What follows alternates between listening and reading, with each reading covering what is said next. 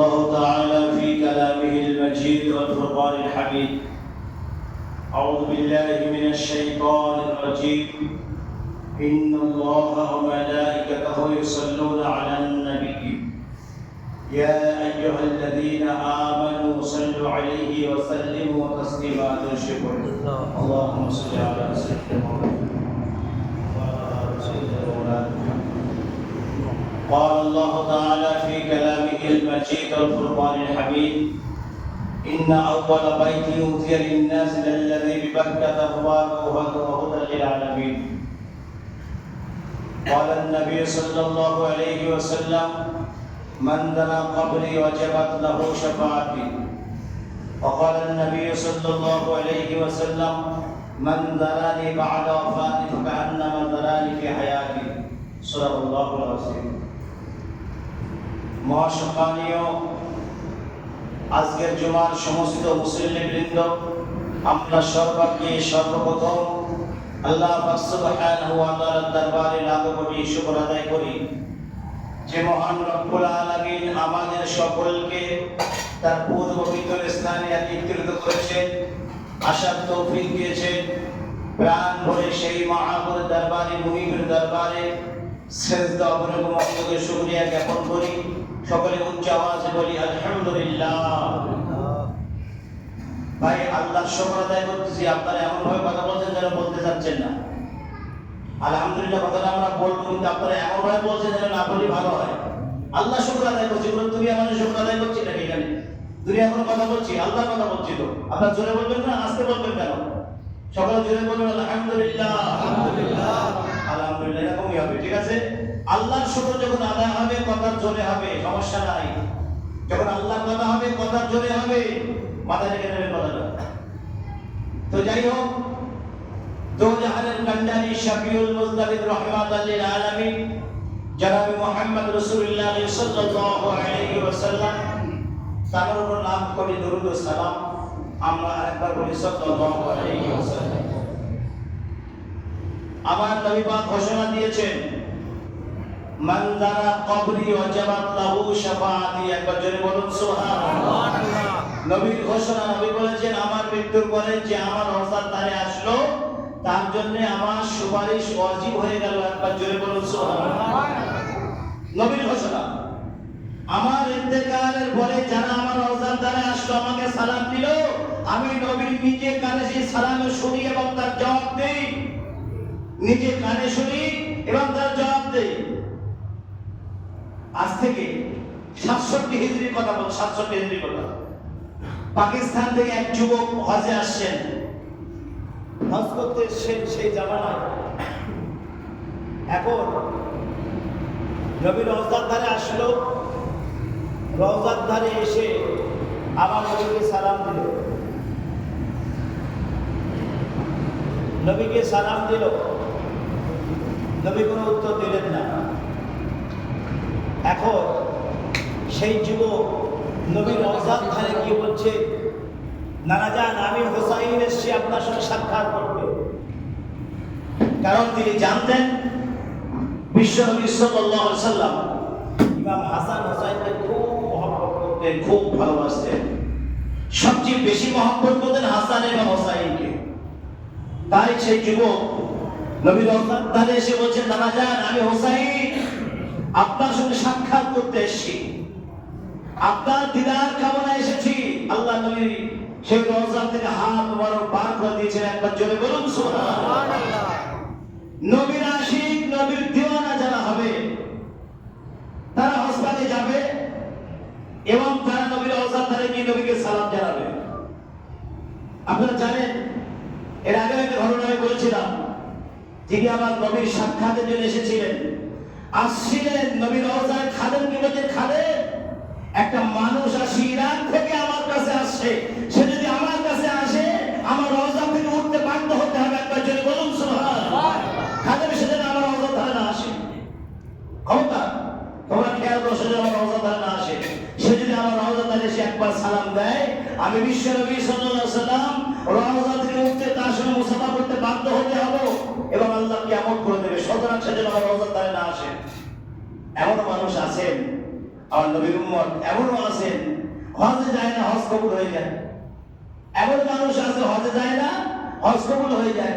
আবার কিছু মানুষ আছে আমার নবীর শানে এত দরুদ শরীফ পাঠ করে, আমার নবীর শানে এত দরুদ শরীফ পাঠ করে, বিশ্ব নবী সাল্লাল্লাহু আলাইহি সাল্লাম তার দিদার কামনায় বেরিয়ে পড়েন। একবার জোরে বলুন সুবহানাল্লাহ। সুতরাং নবী বলছেন মান যারা কবরি ওয়াজাবাত লাহু শাফাআতি, আমার মৃত্যুর পরে যে আমার রওজার ধারে আসলো তার জন্য আমার সুপারিশ ওয়াজিব হয়ে গেল। খুব গুরুত্বপূর্ণ হাদিস। এবং হাদিস দ্বারা বর্ণনা করছেন মান যারানি বা'দা ওয়াফাতি ফাকান্নামা যারানি বিহায়াতি। নবী বলেছেন আমার মৃত্যুর পরে যে আমার রওজার ধারে আসলো সে যেন আমি জীবিত থাকাকালীন আমার সঙ্গে সাক্ষাৎ করলো। একবার জোরে বলবেন না সুবহানাল্লাহ। আমি জীবিত থাকাকালীন সে আমার সঙ্গে সাক্ষাৎ করলো। কারণ এই দুটো হাদিস বিশ্ব রাসূলুল্লাহ জামান মুবারকের কথা যারাই শুনবে, যাদেরকে শোনানো হবে তারা হজে যাওয়ার জন্য পাগল হয়ে যাবে। আজকে আমরা দেখছি বিভিন্ন মানুষ ওমরায় যাচ্ছে, অনেকে হজ ফরজ হয়ে গেছে, সে চুপচাপ ঘুমাচ্ছে বসে আছে, কারণ জানে সে 2.5 লাখ 3 লাখ টাকা খরচ হবে যদি এখন এই টাকাগুলো খরচ করা যাবে না। মনে রাখবেন, যদি কোনো মুসলমানের উপরে হজ ফরজ হয়, সে হজ পাকে যায় না, গেল না, তার ইন্তেকাল হয়ে গেল, সেই মানুষটা মুসলমান হয়ে মারা যাবে না ইহুদি হয়ে মারা যাবে সেটা আমি আপনি বলতে পারবো না। নবীর হাদিসে বলা হয়েছে ওই মানুষের বেশিরভাগ চান্স ইহুদি হয়ে মারা ইন্তেকাল করবে, কারণ তার অর্থ ছিল, ক্ষমতা ছিল, সব ছিল, সে হজ পাকে গেল না। এই মানুষটা ইহুদি হয়ে মরার চান্সটা বেশি আছে। সুতরাং আমি বলি আমার গ্রামবাসী যারা এই মসজিদের আওতায় যারা আছেন, যাদের উপর হজ ফরজ হয়েছে, আপনারা দেরি করবেন না, হজ পাক বেরিয়ে যান, দেরি করবেন না। পয়সা নিয়ে কিভাবে করবেন না, পয়সা আজ আছে কাল নেই, মনে রাখবেন পয়সা আজ আছে কাল নেই। আজকে যারা কোটি টাকার মালিক কালকে সে রাস্তার ভিখারি। অনেক দেখেছি আলহামদুলিল্লাহ। আজকে যে কোটি টাকার মালিক কালকে সে পথের ভিখারি। টাকা আল্লাহ কাকে দেবে, কখন দেবে, এর কোন মুহূর্তে দেবে, কাকে পরীক্ষা করার জন্য দেবে, আল্লাহ ভালো জানেন। আল্লাহ ভালো জানেন কাকে আল্লাহ টাকা দেবে, কার কাছ থেকে টাকা কেড়ে নেবে, আল্লাহ ভালো জানেন। তবে একটা কথা বলি, আল্লাহ বড়লোকদের পাঠিয়েছে গরিবদের দেখার জন্য। মনে রাখবেন, বড়লোকদের দুনিয়ায় পাঠিয়েছে গরিবদেরকে দেখার জন্য। গরিব যারা আজ তাদের যাকাত দেবে, তাদের সাদকা দেবে, তাদের খাওয়া না হয় তোমরা খবর রাখবে। খবরদার তারা যেন আমার কাছে হাত ধরে না বলে যে আল্লাহ আমার খাওয়া হয়নি, কথাটা মাথায় রেখে দেবে। আজকে যাদের প্রতি হজ ফরজ হয়েছে, যারা এখন বসে আছেন চুপচাপ, হজে যাচ্ছেন না, মনে করবেন ইরাকের কুফা শহরে একজন মানুষ আলী ইবনে মুআফিক, যার নাম আলী ইবনে মুআফিক, তিনি জুতো সেলাই করার কাজ করতেন। তিনি হজ পাকে যাবেন, 1 টাকা 2 টাকা করে ডেলি জমা করতেন। হজ পাকে যাবে 1 টাকা করে জমা রাখতেন। এখন এমন একটা দিন তিনি হজ পাকে যাবে, রেডি হচ্ছেন, হঠাৎ একজন মহিলা তার কাছে এসে বলছে আলী ইবনে মুআফিক, আমি তোমার প্রতিবেশী, তোমার বাড়ির পাশে আমার বাড়ি, কিন্তু আমার 3টে কন্যা সন্তান বাড়িতে আছে, তবে বিবাহ দিতে পারছি না, এবং আমার স্বামী আল্লাহর নবীর সঙ্গে জিহাদে শহীদ হয়েছে। সুতরাং আমাকে যদি সাহায্য করবে, আজ কয়েকদিন হয়ে গেল খাওয়া হয় না। তিনি কয়েকদিন হয়ে গেল খাওয়া হয় না। ইরাকের কুফা শহরে একটা মরা গাধার কিছু গোশ তিনি কেটে নিয়ে এসেছেন। মরা গাধার গোশ কেটে নিয়ে এসে রান্নার জন্য বসিয়েছেন। আলী ইবনে মুআফিকের স্ত্রী গর্ভবতী ছিল। সে বলছে স্বামী, পাশের বাড়ি মনে হচ্ছে গোশ রান্না হচ্ছে, এক বাড়ি গোশ নিয়ে আসো। তো আলী ইবনে মুআফিক বাটি নিয়ে ওই বাড়িতে গেলেন।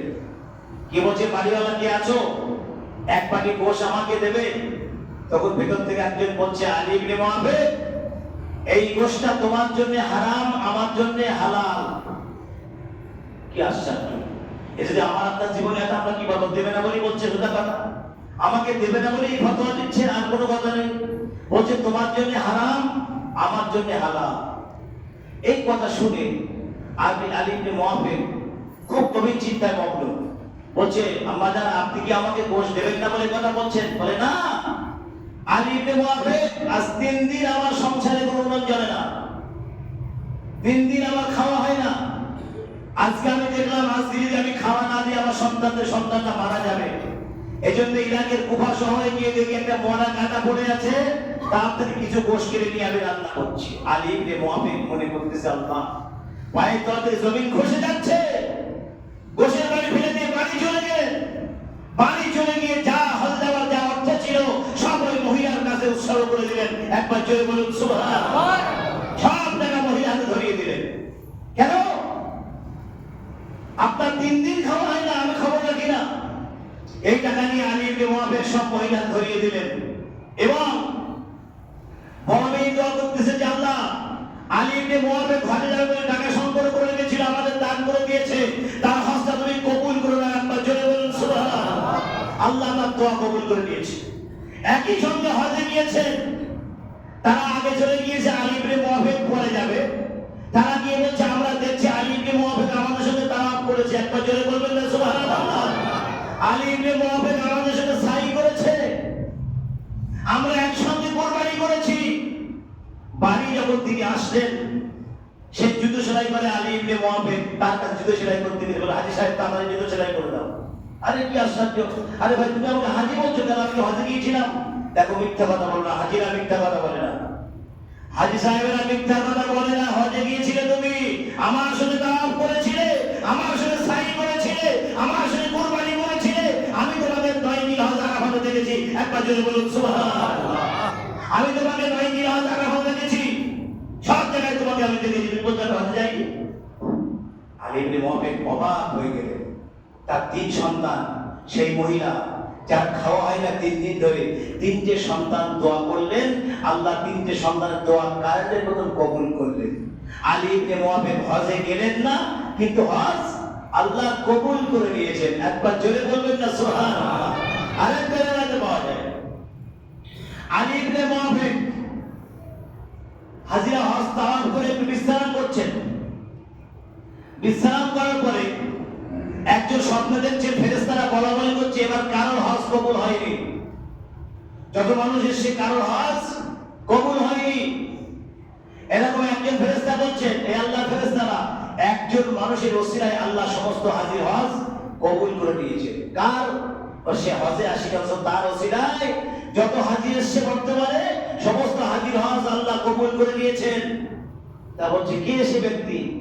তিনি হচ্ছেন আলী ইবনে মুআফিক। একবার জোরে বলুন সুবহানাল্লাহ। হজে আসি নাই, কিন্তু আল্লাহ তার ওসিলায় সমস্ত হাজিদের হজ কবুল করেছেন এবং তার হজ আল্লাহ কবুল করে নিয়েছেন। তাহলে হজটা এমন করতে হবে, এমন ভাবে হজ করতে হবে যেন আল্লাহ কবুল করেন। টাকা আছে বলে হজ কবুল হয়ে যাবে না মনে করবেন না। হজের অনেক শর্ত আছে, হজের অনেক শর্ত আছে, সেই শর্তগুলো মানা বিশেষ প্রয়োজন প্রত্যেকটা মানুষের জন্য। যারা হজ পাকে যাবেন, যারা উমরায় যাবেন, আজকে তো যার টাকা আছে উমরা করতেছে, কিন্তু উমরা করলে শুধু হবে না, উমরায় অনেক শিক্ষণীয় বিষয় আছে, অনেক শিক্ষণীয় বিষয় আছে যেগুলো শেখা বিশেষ প্রয়োজন। আপনি কাবা শরীফ তাওয়াফ করবেন, 4টে কোণায় 4 রকম দোয়া বলতে হয়। ভাই কজন জানে? কজন জানে? জিজ্ঞেস করলে কেউ বলতে পারবে না। 4টে কোণায় 4 রকম দোয়া করতে হয়, কজন জানে? এটা মাথায় রাখবেন, এটা উমরার জন্য বিশেষ প্রয়োজন। এই কাবা শরীফ তাওয়াফের সময় 4টে দোয়া, এবং জীবনে আপনি যত দোয়া জানেন সব কাবার সামনে আপনাকে পাঠ করতে হবে। দ্বিতীয় কথা, সাই করার সময় দোয়া বলতে হয়। এগুলো কে জানে? আপনি যখন উমরা প্রথম নিয়ত করবেন, আয়েশা মসজিদে নামাজ পড়তে যাবেন, সেখানে অনেক কিছু করার প্রয়োজন আছে। এগুলো কজন জানে? সব কিছু জানার পরে আপনি উমরা করবেন, সব ট্রেনিং নেওয়ার পরে, শেখার পরে আপনি হজ পাকে যাবেন। কারণ সেখানে গিয়ে আপনি কিছু করতে পারবেন না, এটা ফালতু, আপনার টাকাটা বেকার হয়ে গেল, আপনি বেকার হজ করতে গেলেন। সুতরাং হজে যাওয়ার আগে অনেক শিক্ষণীয় বিষয় আছে, সেগুলো শেখা, সেগুলো ট্রেনিং দেওয়া, সে বিষয়ে জানা, সে বিষয়ে বোঝা, সবটা প্রয়োজন। সুতরাং আজকে নবী পাকের হাদিস অনুযায়ী যারা হজে যাচ্ছেন, এখনো যারা যাবেন, আজকে মনে করেন এই গ্রামের কম মানুষ নয়, কম মুসলমান নয়, প্রায় মানুষের হজ ফরজ হয়েছে। আমার কাছে খবর আছে প্রায় কম বেশি মানুষের হজ ফরজ হয়েছে। তাই যাদের হজ ফরজ হয়েছে ইয়ং বয়সে হজ করবেন। বুড়ো বয়সে হজ করতে যাবেন, করতে পারবেন না, পাথর ছুটতে পারবেন না, কুরবানি করতে পারবেন না, সাই করতে পারবেন না, তাওয়াফ করতে পারবেন না, আপনি কি করতে যাবেন সেখানে? বেড়াতে যাবেন এমনি নাকি? এগুলো তো করতে হবে, এগুলো তো আপনাদের বাধ্যতামূলক করতেই হবে। যদি সেগুলো আপনি করতে না পারেন হজ করতে কি করতে যাবেন? এটা মনে রাখবেন, হজ করতে হয় ইয়ং বয়সে। আল্লাহ রাসূল বলেছেন জওয়ানি বয়স হচ্ছে ইবাদত। ইবাদত বন্দেগী করো যখন তোমার রক্তের জোর আছে, শরীরে শক্তি আছে, তখন তুমি আল্লাহর ইবাদত করো। বুড়ো বেলায় তোমার ওযু নাও থাকতে পারে, আত্মায়াত পড়তে গিয়ে দরুদ শরীফ পড়ে ফেলবে, সূরা ফাতিহা পড়তে গিয়ে সূরা লাইলাহে পড়ে ফেলবে, অন্য উল্টো বেলা নামাজের মধ্যে হয়ে যাবে। তোমার বুড়ো বয়সের নামাজটা জওয়ানি বয়সে আদায় করো। আজকে আমাদের যখন জওয়ানি বয়স ছিল তখন সময়টা আমরা অন্য বাজে বাজে লাইনে নষ্ট করেছি। যখন সময় শেষ হয়ে যাচ্ছে, জানতে হবে এবার যেতে হবে কবরস্থানে, এবার মসজিদ দিকে চল। আল্লাহ বলছে তোর আসার দরকার নেই। আল্লাহ কি বলছে? তোর আসার প্রয়োজন নাই।